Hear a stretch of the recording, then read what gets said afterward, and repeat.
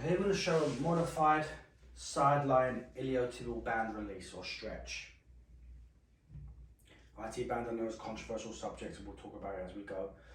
So Kiki's obviously off the edge of the bed. It allows her to hyper abduct the leg.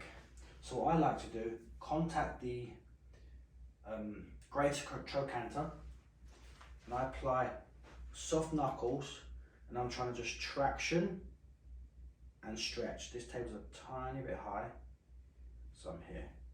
So I'm just working down the iliotibial band, and my angle of push is this way. Here. So obviously we call this an IT band technique, but it's more than that, right? It's QL, it's lateral hip. It could be hip joint, vastus lateralis. There's a lot of stuff being worked here.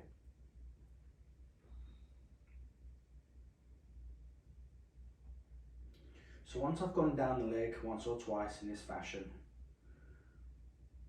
I'll generally go to a bigger tall elbow, and I'm going to move slowly. So this hand can manipulate the angle of the leg. So this hand is pushing her down and away, so it's tractioning. And this elbow is moving very slow. When you're working a sensitive area like the IT band, we can work deeply, but we have to work very slowly. Yeah, I'm just sliding with Kiki's shorts there. There you go. So get nice and low, protect my back, apply my pressure here, and slowly sinking into that connective tissue. So notice as I go, guys, this hand, my left hand,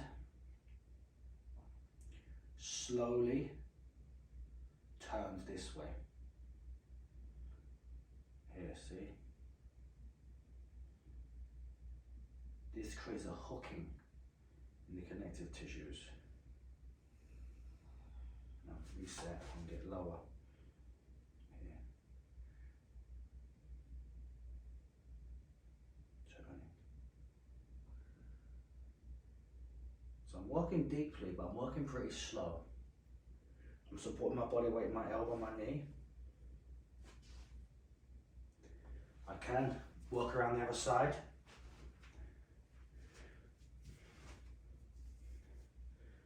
Yeah. Obviously you can't see my hand now, I'm going to assume. I'm still twisting my hand. I'm using my legs, I'm not leaning into her too much. I'm pretty centered through my own body.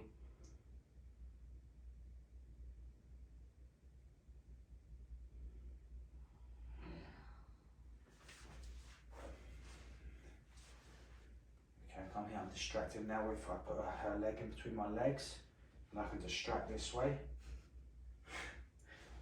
Distract and move down. See, I move my butt backwards to protect my lower back. My arms are straight, not necessarily locked, definitely not bent. I'm leaning in. My butt goes back and I lean in. So when I lean in, I'm not pushing, I'm using my body weight to lean. My butt goes back and that puts my body weight over my hands without me having to push any harder. So butt back, body weight forward, arms don't have to be locked, but definitely not too bent. I'm maintaining what I call it a soft lock.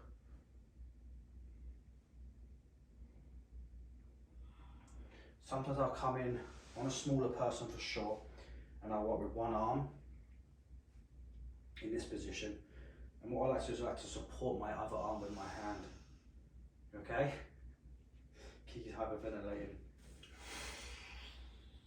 You can bias the tissue here. You can already see Kiki looks like her legs dropped a lot lower just from those couple of strokes.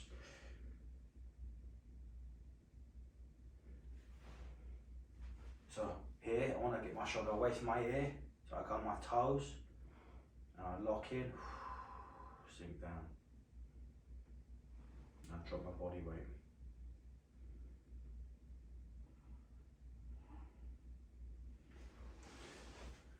My preferred go-to on this one is going to be this way, guys, by the way. I tend to work this way. with the elbow. You can just as easily work this way. But if I only have one way of doing this, it's going to be using my elbow and the hand here. Sometimes I'll come in with someone who's super tight, if their leg's up a bit higher, hold your head like that a bit, Kiki. I might come in and use even my leg to anchor her down and come in here and anchor this way.